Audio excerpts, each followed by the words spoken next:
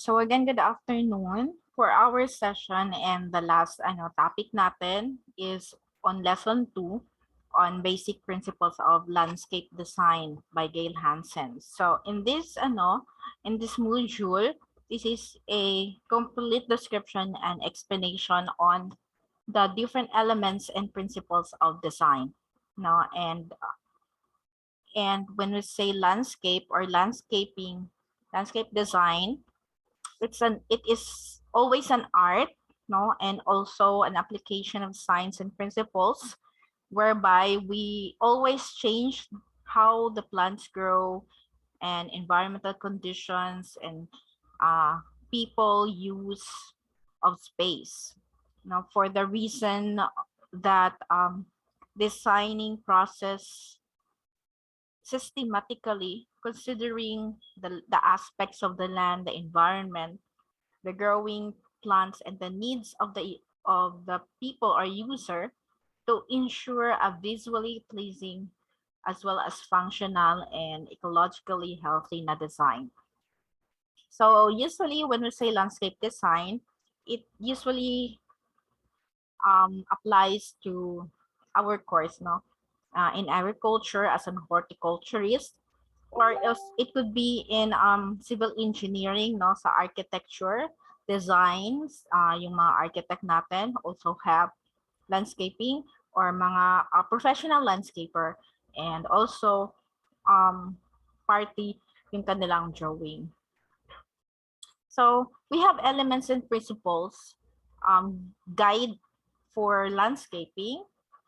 So this will determine the needs and desires of our consumer or user and the conditions ng ating site. So we are in the Philippines, since this is a tropical country, so mostly yung ating landscape design ay tropical.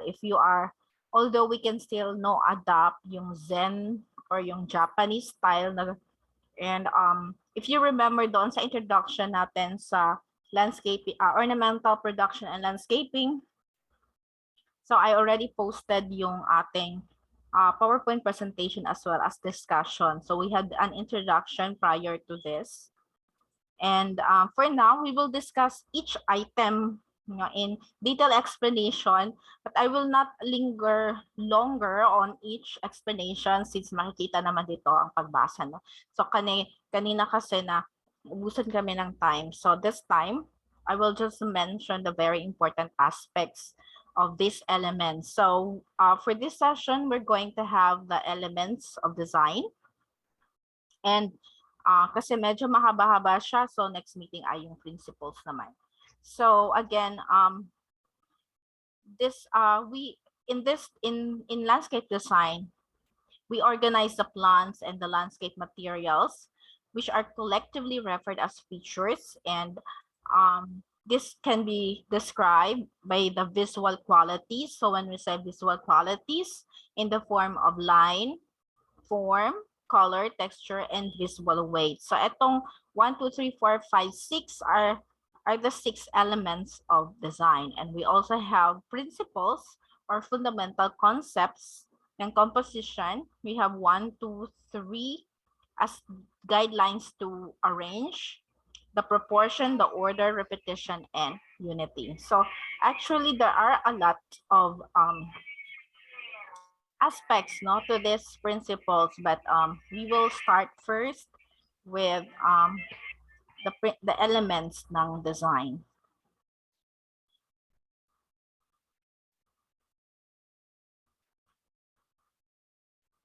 Okay, so next screenshot lang. So to begin with, so why do we are guided on these 6 principal elements? I mean, visually or visual qualities, and these are organized accordingly para meron tayong aesthetically pleasing or beautiful landscape. So I know you have done landscape before, perhaps by your own, doon sa inyong sariling space or garden. But maybe unnoticed, you don't even realize that you are actually doing so based on principle or standards. So therefore, however, as an agriculturist, yung knowledge on the elements and principles of design is very essential sa pag-design ng landscape. No? Later, if you want to proceed with being kanang florist, no? Kung gusto niyo maging florist or landscaper. And so we have now the different elements. So first we have line. So when we say line, it is created by the edge between two materials. For example, outline and silhouette form, or a linear fissure, as long as it is connecting, no, from one place to the other. So that's how we call the lines. So these lines are very powerful tool for the design, no. They can be used para makakreate tayo ng infinite variety. No? Infinite, it means unending na mga klase-klaseng mga shapes, forms, and also they also control the movement of our eyes. So the moment you go inside into a room or go outside your building, you will see different landscape, no? Whether you're in a city or we're in a rural area or in the urban, no, or in the forest or anywhere. So you can see different lines, no? They create patterns, spaces, forms, and control movement, no? They can also able to make or establish dominance, no? And create cohesive theme sa ating landscape. So therefore, there are also a lot of ways to create them. By using two different materials, you can, on a ground plane, we can use the edge of a brick patio, perhaps, green turf, and so on. So itong figure na ito is an example of the lines in the landscape. So yung straight lines, lahat lang yan, no? Those are lines. So when you say kasi line, it's not only straight, no? There are other properties of lines. It could be straight lines, curve, or vertical and horizontal. So these are example. You can see a lot of line there, no? Straight, curve, circle. So what are these properties of our line? So if the line is straight, so ibig sabihin ito, so these are structural and forceful. So if you notice, lahat ng building kasi, straight yun na siya, no? Maliban na lang sa to, the Leaning Tower of Pisa, no? Sa Italy, wherein ang tower nila, maraganig nakaslant, no? But until now, it's still standing, no? That's how amazing the place is. Okay, so moving on, aside from the straight lines, we also have curved lines, so other properties. But the straight line are also known to create formal character. Ito yung ginagamit natin. Eventually, since design or yung mga architecture and mga art, no, has been created before, no, since immemorial, meron na tayong tinatawag na straight line as a formal character. So they pag straight gani ang line, mas formal siya tingnan. And usually symmetrical siya design. So ibig sabihin equal, no? And will lead our eye directly doon sa focal point or yung center of attraction. For example, diagonal lines are straight line with intentional direction, napadiagonal siya. So we can always see this in our landscapes. Next is the curved lines. So these are opposite, which are informal and natural and relaxed in character, and usually associated with nature and imbalance or asymmetry. So it will make our eyes move slower pace and will add mystery. So mystical siya masyado by creating hidden views, no? Hindi mo nakita, ay, naapaday space na rin, no? And we also have vertical lines, no? Yeah. So these vertical lines will move our eye up, making space feel larger, no? And taas po siya tingnan.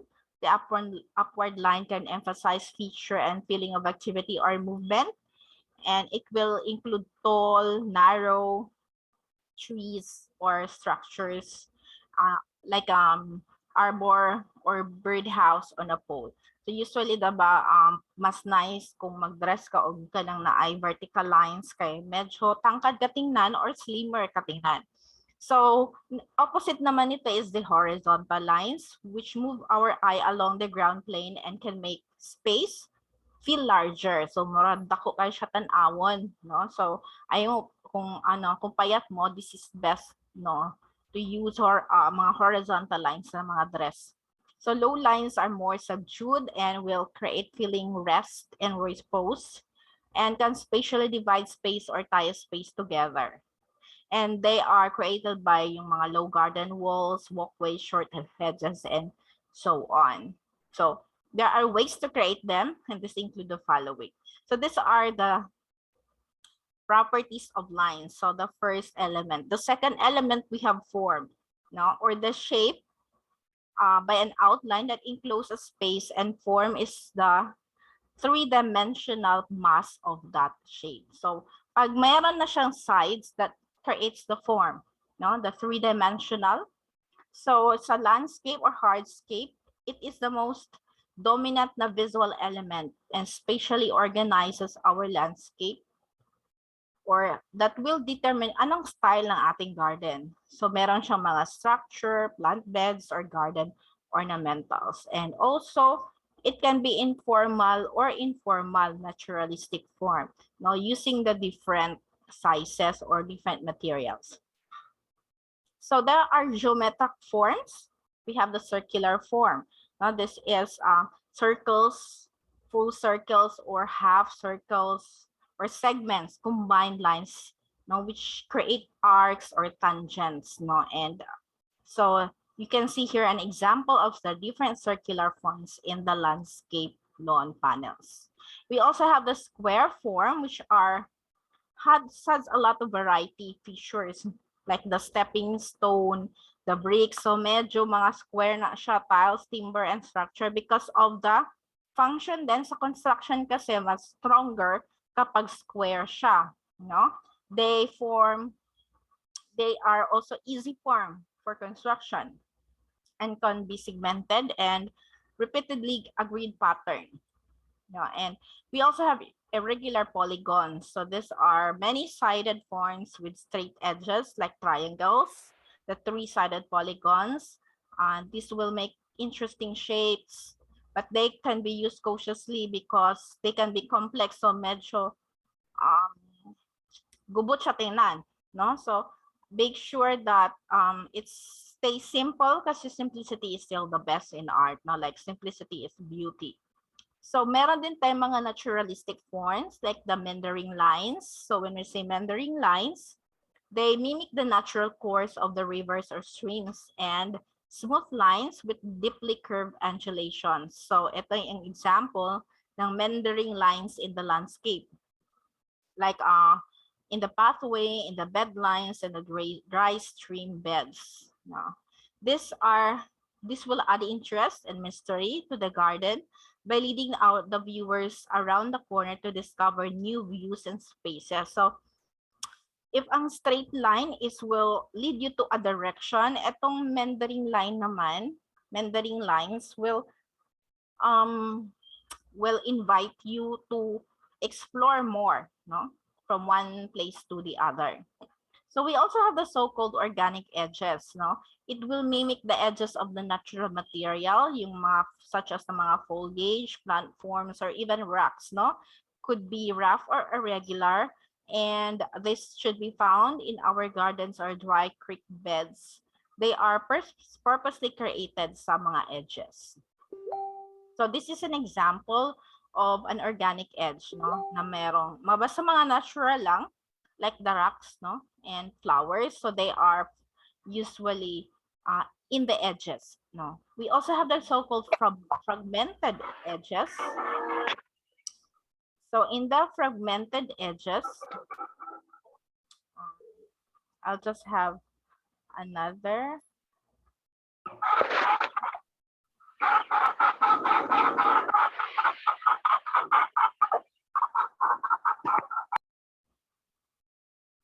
Ipamute lang na ako. Kasi ano ha, kay medyo ano siya, destructive.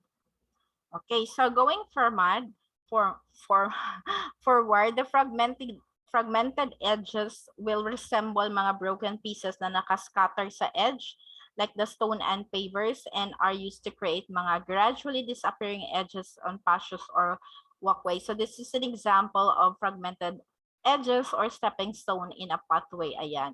So fragmented siya or separated, no? Ayan. So from very these are stones na dikit-dikit. So hiwalay na siya and they are scattered around. So we also have plant form as most enduring quality, well established and standardized and consistent, recognizable characteristic, and they are made by making or creating mass of plants. No? Like when i-grupo-grupo mo ang plants, pwede mo na siya i-form na river, i-form mo na anything, no? That will that can be visualized. Okay, so those are plant forms. And we also have tree forms, yung mga common tree forms natin. So we have here round columnar, oval, pyramidal, and vague, and whipping. So yun yung mga forms na pwede natin gamitin. We also have shrub forms, this one, as cascading, upright, arc, and vase, rounds, this. Spiky, cascading, and irregular. So yung mga mounding also, and so on. Yung mga shrub form. And the ground cover forms. So this include yung mga matting spreading, like when you want na ang lawn mo is turf or green background, green cover. So those are the forms. So forms itself as an element also have properties, no? And they are based on an outline or silhouette, so they can be perceived form as a portion that is visible, and familiarity of this form is enough para for the eye to feel in the rest, no? So repetition of this form is very essential to make a pattern and the basic organizational structure ng ating landscape. So these are also primary determinant ng ating kung formal ba yung ating garden or informal. So we use geometric forms with straight edges that are typical formal gardens na established na style, or contemporary ba siya or Italian garden.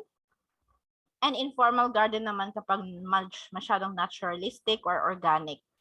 So yung form compatibility is a major component ng unity design. No, like compatible ba yung mga ginamit mong materials? No, for example, when you do the Japanese style or the European or the tropical. So those are when you speak of unity or unified. So those are the second element. The third element is the texture. When we say texture naman, it refers to how coarse or fine the surface of the plant or landscape materials, no? Or feels or looks, no? Even if you only look a rough wall or a rough material, you can already feel it, diba? You can imagine the feeling. So yung texture will provide us variety, interest, as well as contrast. And like the plant's foliage, flowers, bark, and overall branching pattern, they all have texture. Whether yung size and shape ng leaves often makaperceive siya ng texture, no? Generally, can be coarse, medium, or fine texture. Pag coarse siya, medyo dominant siya, no? And tends to dominate also in color and form. Pag fine naman, more subordinate din siya and used to unify.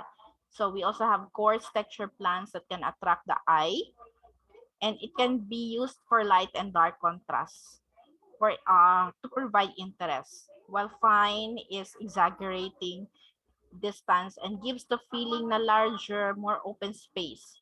So sa rough texture naman, it will minimize our distance. And parang yung plants will appear closer smaller, and enclosed. So these are found on our hardscape, buildings, spacious walls, and etc.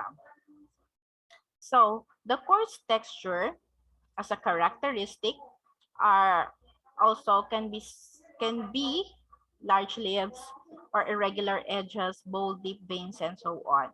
No? And pag fine texture naman, they include small foliage, thin strappy, tall, thin stems. Yon, and so on. Pag medium texture, it between na siya sa coarse and fine. So these are actually cannot be described. No? Basta di po siya kayo coarse, di po siya kayo fine. So usually these are medium texture. So texture is as an element also have properties. No? And it will affect our perception sa ating distance and scale. Sometimes we see a particular object as far and near, depende sa ating perception as affected by the light, the color, and our environment. No?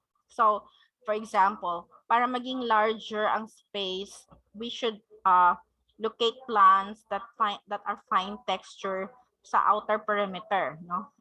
So, yung medium textures naman sa middle and the coarse textures are closest sa viewer para masyado siyang malaki tingnan. And yung mga small size na fine texture, it will be receded or perceived as farther away. No?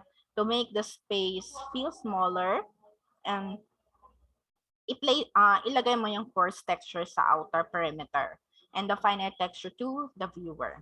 So, yung detail ng coarse texture will make the plant appear closer and makes the space feel smaller. So, the perceived texture ng plants will change the distance of the plants, as well as close-up look ba siya or bold colors also would increase contrast sa ating texture and so on.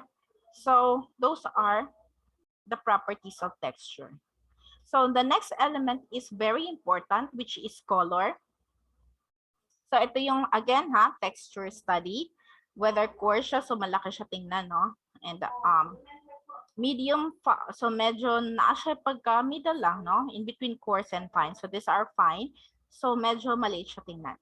So, for color naman, it will add interest and variety sa ating landscape.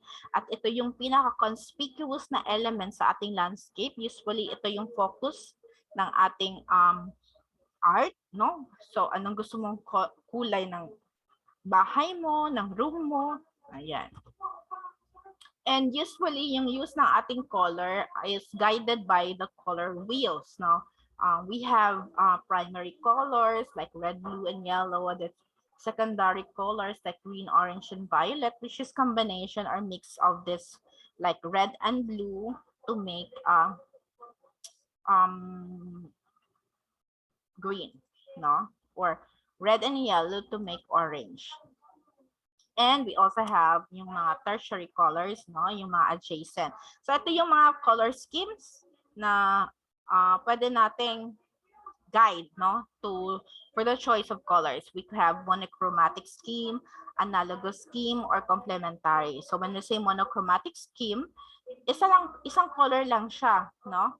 Could be lighter or darker lang, no, na mga variation. So pag analogous naman siya, it means harmonious siya. So like the complement, the adjacent color, no, in the color wheel, like the red, orange, yellow, orange, and so on. Pag complementary naman, ibig sabihin opposite siya sa ating color wheel, no. For example, we have the red and green, the blue and orange. These are complementary. And this will make high contrast. No? Kung gusto mo i-emphasize yung object, so lagyan mo siya ng contrast color or complementary scheme. So, using color in our plants, in our flowers, in our foliage, will provide us overall background, no, sa color ng ating landscape, and it will make it dominant by quantity and will capture our attention readily because of the contrast no? And these are always found in everywhere, no? Sa ating surroundings. So meron din siyang properties, no? These are very important element in creating interest and variety sa ating landscape. And this affect our emotions, our perception, the way how we see things, the light quality, no? Kung masyadong dark, masyadong ano, no? Maliwanag, and the balance, no? Kung balance ba siya or ano, or imbalance. At saka yung emphasis, no? Are they unified enough para ma-emphasize yung point of view? So, it could also be described in relative to temperature. Kung ang color is cool ba or warm. So, when you say blue color, so cool siya, di ba? Pag red color, medyo warm or yellow. And this will affect our emotion or feelings. So since cool colors tend to be calm, no, relaxed, serene, or warm colors tend to be exciting, parang ano, activity. So temperature could also perceive distance. Like pag cool colors, they are far and space is large, while warm colors is more advanced, closer, and smaller. So color will also makes us capture attention, diba? Uy, pag red, diba? Masyadong ano siya, kanang attention seeker. And focal points can be created with bright colors. Pag darker and then darker ang side and dun ka sa bright color. So it means yun yung focal point. For bright yellow, ito yung high intensity. Or for example, like dark yellow to bright yellow. So doon yung focal point sa bright yellow. Or using contrast or pop of the color, no? Very high contrast. So yun yung mga effect on the quality of saturation ng color. So even in your photos, no, when you take photos in your cell phone, so and then you click edit, so daghan ka na siya properties, color, sa photos ninyo, daghan ka na siya. So those are just few, no, of the mga properties of the color. Yung scheme. So these are color study. No? Example of the kung saan yung pag combine the different colors and the properties of the colors to make your design more more appealing and also aesthetically kanang fulfilling or kanang depende sa effect na gusto niyo, no? And the last element is the visual weight. So when we say visual weight, it's the concept that combines certain features which have more importance in the composition based on mass and contrast. So like noticeable and memorable, while others fade in the background. So doesn't mean naman na unimportant sila, but they will create cohesive look, no? It means they are linked together. So hindi mo kasi makikita ang brighter side kung walang darker side, no? Kung even lang ang color, wala ma-emphasize, no? And also in terms of size, shape, and distance. So yun yung visual weight niya. In terms of the combination ng lahat ng features, so they provide resting place for the eye. So if the features have high visual weight naman, they will look chaotic, no? Medyo magulo, and tends to bounce between features. So high visual weight usually comes from different group of plants with few characteristics like upright or unusual form, large size, bright colors, bold texture, and diagonal lines. So pag low visual weight naman, these are low horizontal lines, prostrate, low forms, fine texture, and subdued or dull. So these are example of the visual weight by mass and contrast. So ito yung high visual weight and low visual weight. So ayan. Masyadong flat lang pag low visual weight. So for the principles of design, masyado ko kasing i-fast track kasi kanina naubusan kami ng time daghan kay kog hihatag na example for the elements. So we have 6 elements of design, and for our next meeting we're going to discuss the principles of design. So do you have any questions or clarification? So this would be our last topic na. So medyo mahaba-haba ang principles of design. But again, I will just emphasize the most important na mga description. And later, although we still have time, no, I can show you actually an example of applying the elements of design, no, in a very short while lang.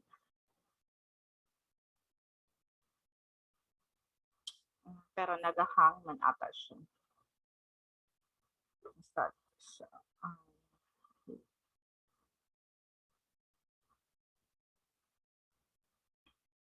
So do you have any questions or clarification before tayo mag-view? Kasi we still have maybe more than 10 minutes. Kasi gipaspasan na po na ako siya, no? Elements.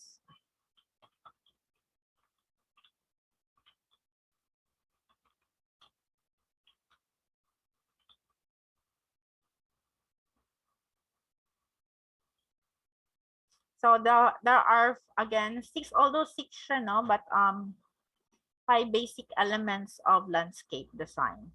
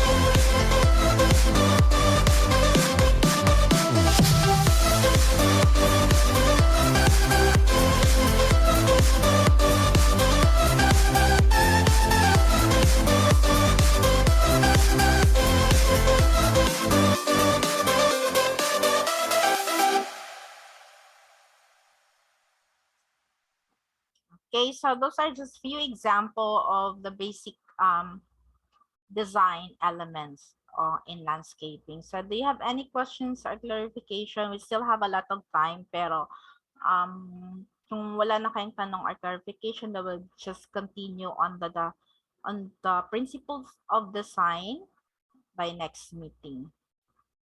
So mga pangutana.